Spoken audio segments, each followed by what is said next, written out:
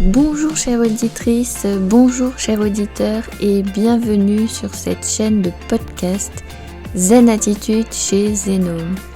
Donc je suis Stéphanie Jasny, je suis énergéticienne, médium et passeuse d'âme et je travaille au sein de ma micro-entreprise que j'ai ouverte en janvier 2023.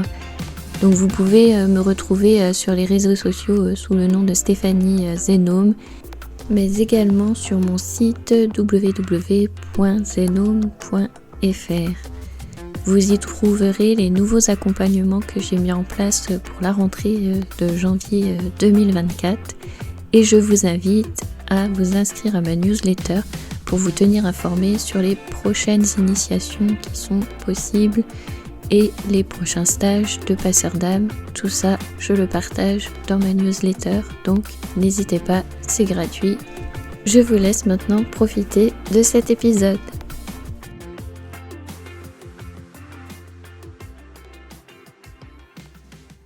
Hey, c'est parti pour le nouvel épisode de l'année. Donc si vous m'écoutez sur YouTube, effectivement, c'est le premier épisode de cette année.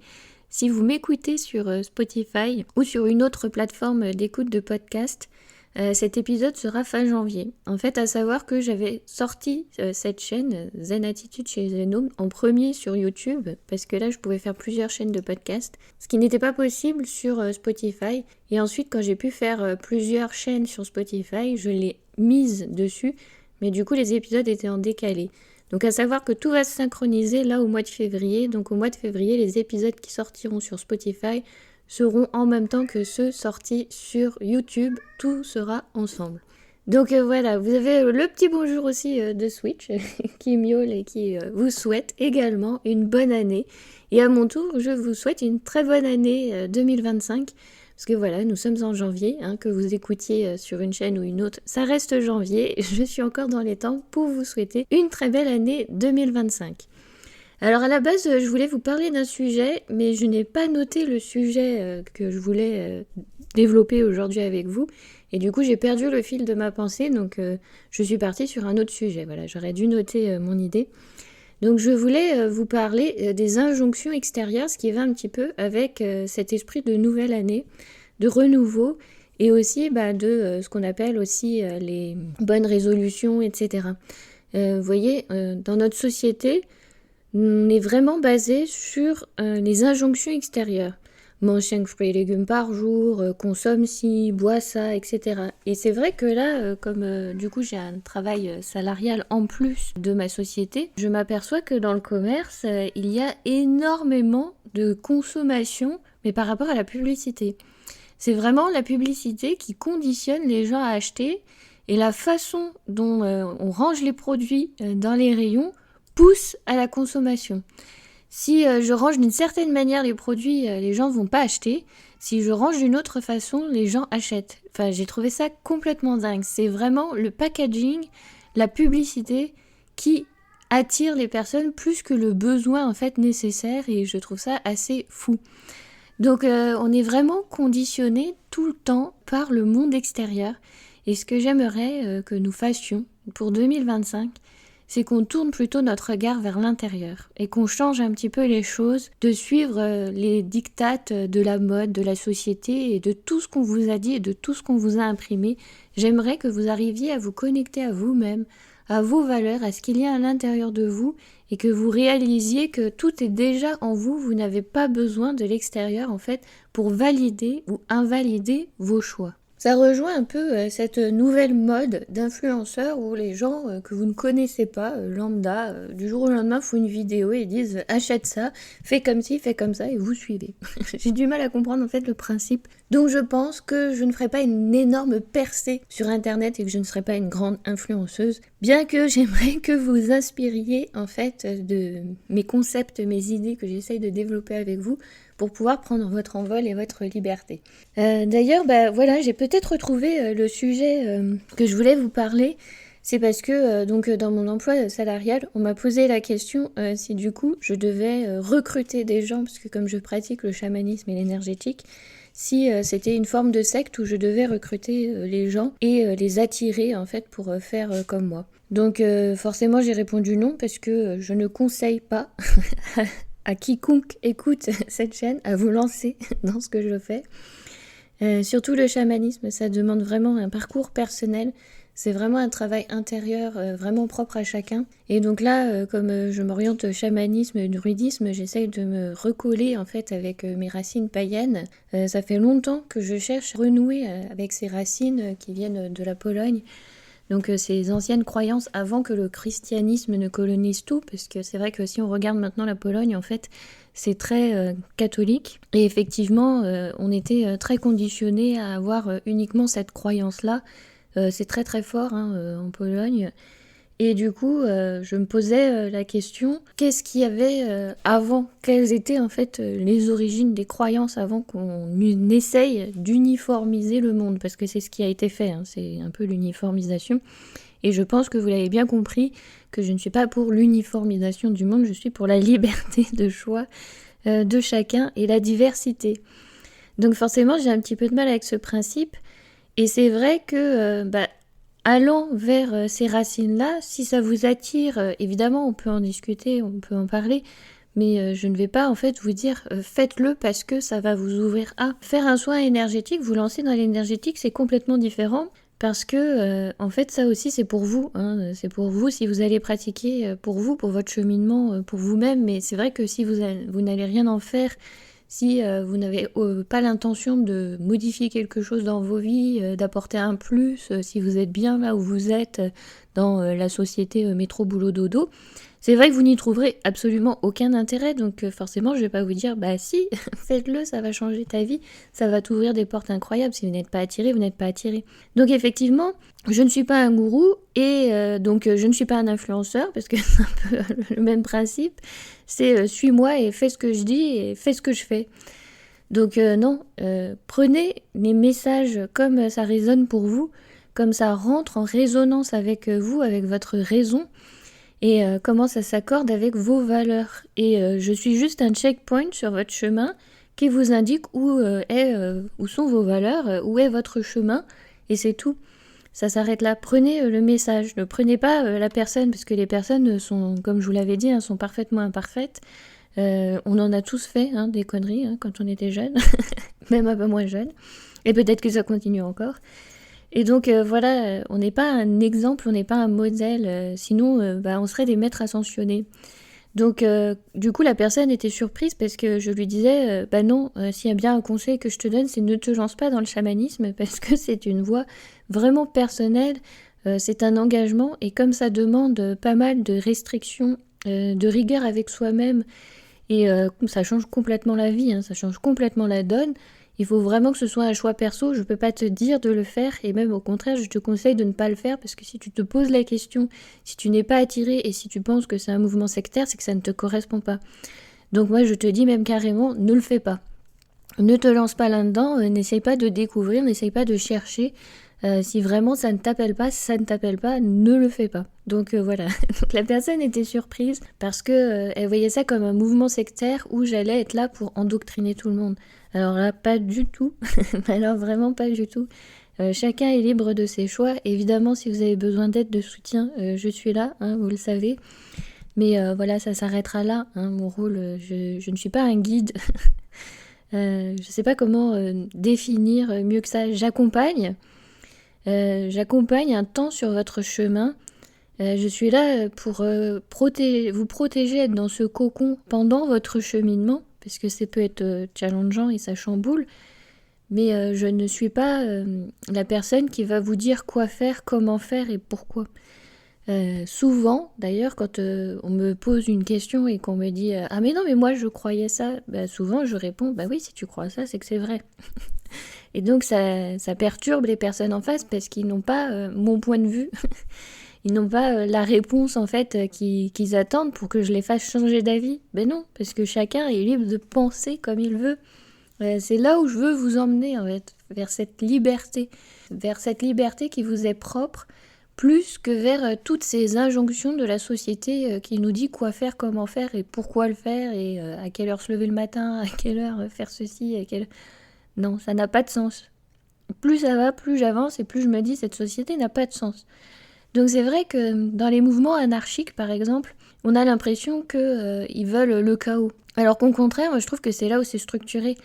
Parce que en fait le mouvement anarchique, qu'est-ce qu'ils veulent, c'est que tout le monde ait les mêmes droits et que tout le monde soit égaux en fait. Qu'il y ait la même chose pour tout le monde, qu'il n'y ait pas une élite avec des milliards et des milliards pendant qu'il y a des gens qui meurent de faim et qui n'ont rien. C'est pas logique. Si ça c'est l'ordre, ben il y a un problème quand même. Il y a un problème de se dire que nos frères et sœurs humains, même animaux, hein, végétaux, mais je vais rester sur l'humain, nos frères et sœurs humains meurent aujourd'hui avec la guerre, meurent aujourd'hui parce qu'ils n'ont pas de quoi se nourrir, alors qu'on est dans l'opulence. Enfin, ça ne peut pas s'entendre, on ne peut pas me dire que ça c'est l'ordre. Pour moi, c'est pas l'ordre. L'ordre, c'est qu'il y ait tout le monde qui soit en paix et qu'il y ait tout le monde ait de quoi manger, de quoi vivre et de quoi pouvoir se développer en sécurité. Que chacun, même selon où il a envie d'être, se sente en sécurité, se sente dans son espace personnel, se sente bien, se sente protégé, se sente en paix avec les uns les autres. Pour moi, quand on n'est pas en paix avec les uns les autres, c'est ça le chaos. Le chaos, c'est la confrontation. Le chaos, c'est ces guerres que l'on voit. Le chaos, c'est, voilà, on se frite les uns les autres.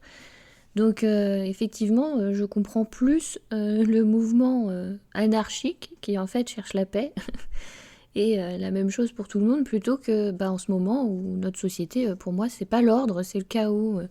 Ce qui nous donne l'impression d'ordre, c'est parce que justement il y a ces injonctions. On nous dit à quelle heure nous coucher, à quelle heure nous lever, quoi consommer, comment sortir, etc. Et quand on a l'impression aussi d'être un peu contre le système et du coup de consommer drogue, alcool, etc., finalement on rentre dans le jeu du système puisque le système, de toute façon, où vont les taxes, où va l'argent de tout ça, c'est dans les poches de l'État. Donc au final, on participe toujours au système, on participe toujours au jeu, on nous donne juste l'impression là de faire quelque chose qui est contre le système, alors qu'on en fait partie, qu'on est toujours dedans.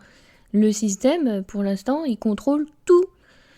Donc forcément, si on arrivait à renverser tout ça, le monde changerait complètement. Ça changerait complètement la donne. Mais l'humanité n'y est pas encore. Donc spoiler alerte, hein, c'est ce que j'avais fait dans le voyage chamanique pour la 7e génération. Donc c'est pas pour tout de suite, on doit encore vivre le pire pour avoir le meilleur. Donc c'est pas très engageant, hein, dit comme ça. Mais voilà, à savoir que quand on entend plusieurs médiums qui disent 2025, gros changement de paradigme, la société va être renversée, va y avoir tout ci, tout ça, c'est pas encore. C'est pas encore, on le voit, la société n'est pas prête. Il y a beaucoup de gens qui sont encore en résistance, hein, je le vois juste dans le système de consommation. C'est simple, hein, si vraiment les gens étaient prêts à faire éclater le système, il n'y aurait plus personne au travail, la société elle se serait arrêtée complètement et tout aurait explosé. Le système de consommation, la bourse, tout, tout ce que vous voulez, tout aurait explosé. Là, effectivement, on se dirait les gens sont prêts. Tant que les gens ils se lèvent le matin pour aller travailler, pour aller consommer et tout ça, c'est que on n'est pas prêt. On n'est pas prêt à changer le système. On a une petite envie, on a cet élan, mais c'est pas encore notre génération qui va faire les choses. Donc peut-être les prochaines, je leur souhaite d'aller vers cette paix, vers cette tranquillité, vers ce monde de paix pour tous en fait, pas seulement pour un pays, pas seulement pour des frontières, vous voyez, pas seulement pour un territoire délimité, vraiment pour la globalité des espèces, que l'on soit animal, végétal, minéral, etc., pour toute forme de conscience et qu'on se relie plus à ces formes de conscience qui sont autres et à essayer de renouer en fait avec ça. Et c'est un peu ce que je fais dans ce parcours chamanique et druidique, c'est de renouer en fait avec ça, avec tout ce qui nous entoure. Donc effectivement, si ça peut inspirer d'autres, tant mieux. Et si ça en révolte d'autres, c'est absolument ok aussi, hein. Moi, mon but, c'est que vous restiez libre, hein. C'est pour ça que du coup, je ne serai pas une bonne influenceuse. Parce que mon influence, c'est faites ce que vous voulez, comme vous voulez, ne me suivez pas. Prenez juste mon message et voyez comment ça résonne chez vous.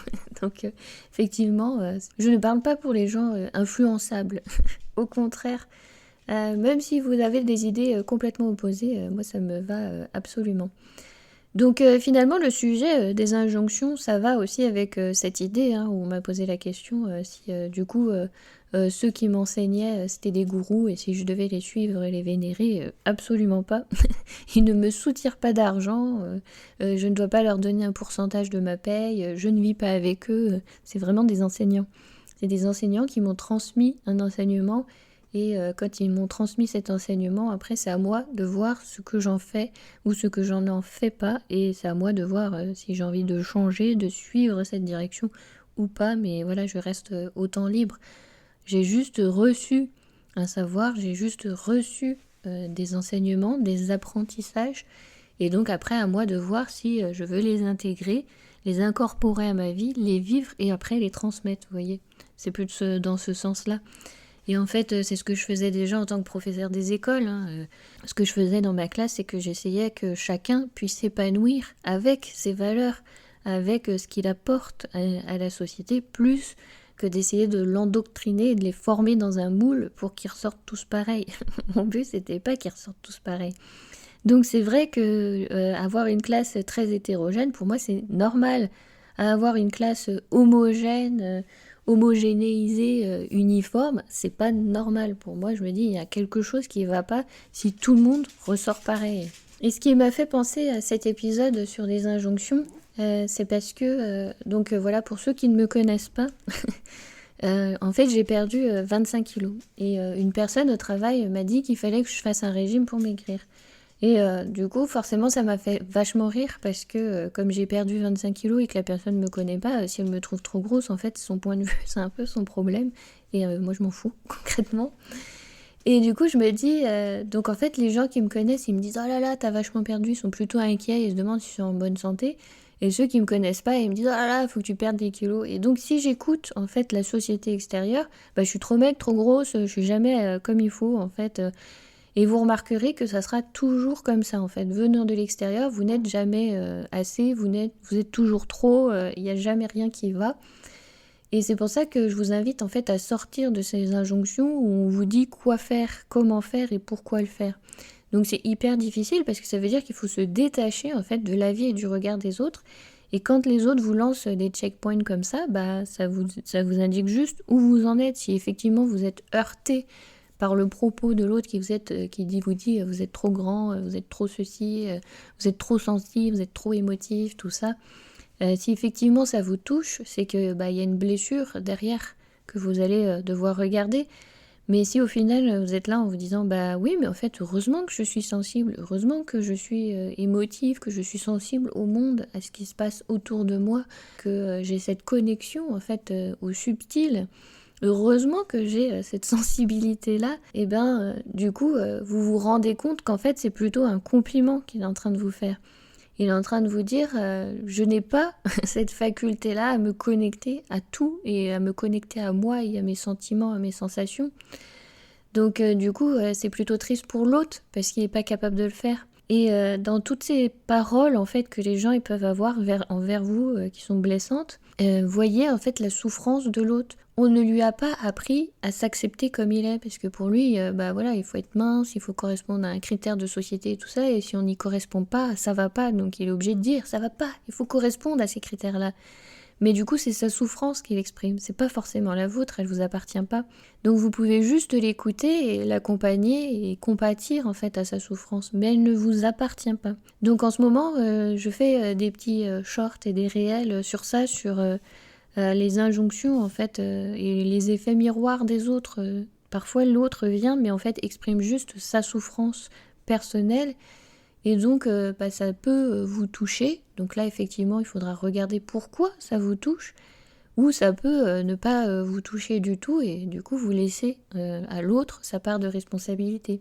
Et donc, la personne est en souffrance parce que c'est pas ce qu'on lui a appris. On ne lui a pas appris la tolérance, on ne lui a pas appris cette ouverture. Donc, on peut juste lui souhaiter qu'elle s'ouvre, mais on peut pas faire le travail à sa place. Et c'est pareil, en fait, pour tout. Et c'est pour ça que, du coup, je vous invite pour 2025 à vous reconnecter plutôt à vous-même Et donc là, je vous invite aussi à écouter sur ma chaîne les soins énergétiques du mois de janvier également, le premier épisode sur ces 3 clés en fait que je vous donne pour pouvoir sortir de ces situations, voir plutôt ce qu'il y a à l'intérieur de vous. Et donc voilà, je vous donne 3 clés, donc c'est 3 questions à se poser pour pouvoir faire cette introspection et revenir à soi. Donc je ne vais pas les redétailler dans cet épisode, je vous donne juste les 3 questions, mais vous irez écouter si jamais ça vous intéresse et qu'effectivement ça vous attire. Donc quand vous avez une phrase comme ça qui vous interpelle ou un ordre ou une parole, c'est est-ce que cela me concerne? Donc si oui, en quoi? Est-ce que cela concerne l'autre? Et la 3e question, c'est en quoi ça nous concerne tous les deux? Et du coup, vous amenez à prendre ces angles différents de réflexion, en fait, pour pouvoir trouver votre vérité à l'intérieur de vous. Je trouve que c'est déjà ces 3 questions qui peuvent pas mal vous aider, vous guider, pour essayer de sortir de ces injonctions extérieures où on vous dit quoi faire, comment faire. Donc voilà, ça sera un épisode plus court pour cette rentrée. J'espère que ça vous apportera un petit plus sur votre chemin, pour pouvoir cheminer vers votre vérité intérieure, vers vous-même, vous retrouver un petit peu. Et je vous souhaite encore une fois une très bonne année 2025. Et on se retrouve dans les prochains épisodes où je vais reprendre la lecture de Seth. Il est temps, je sais que vous l'attendez, moi aussi. Et donc voilà, je vais me lancer dans les épisodes, dans les prochains chapitres des livres de Seth parle. Et on va continuer notre cheminement sur voilà un petit peu ce qu'il y a dans l'invisible, comment ça fonctionne, avec modestement la compréhension que j'en ai, parce qu'évidemment à chaque fois qu'on relit le livre, on a toujours une nouvelle compréhension. Et si ça vous intéresse, n'hésitez pas à vous procurer ces livres pour les lire. Donc gardez cette liberté, retrouvez cette liberté si vous ne l'avez pas, et avancez vers votre vérité intérieure. C'est ce qu'il y a de plus important pour cette année 2025. Voilà, ce sera mon message pour cette nouvelle année. À bientôt dans le prochain épisode et je vous souhaite une très belle journée.